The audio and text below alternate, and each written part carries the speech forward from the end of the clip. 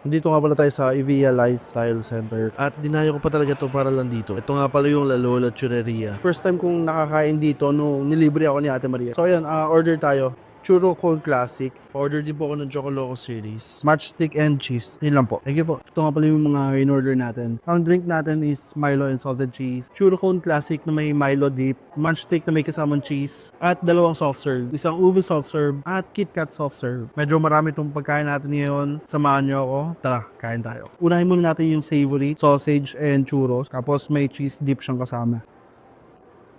Ang sarap ng sausage. Try naman natin churros. Crunchy, bagay dun sa cheese. Try naman natin yung Churro Cone Classic na may kasamang Milo dip.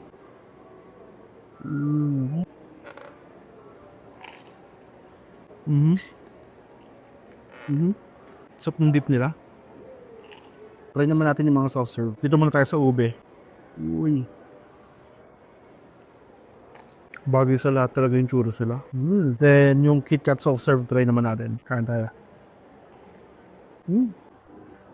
Sarap din ito. Marirecommend ko kapag bibili ka ng mga soft serve, lalo na itong KitKat, samahan mo na siya ng malaking cone or yung classic cone. So mabibitin ka dun sa nakalagay dito. Isa sa nagustuhan ko dito is ang daming option. At halos lahat ng dip masarap talaga. Lalo na itong bago nila na Choco Loco series. And last na titikman natin is yung Milo and salt cheese. Nagko-complement yung salt cheese dun sa Milo. Ang sarap. Hindi siya masyadong matamis. Nababalance niya lang. Ang sarap.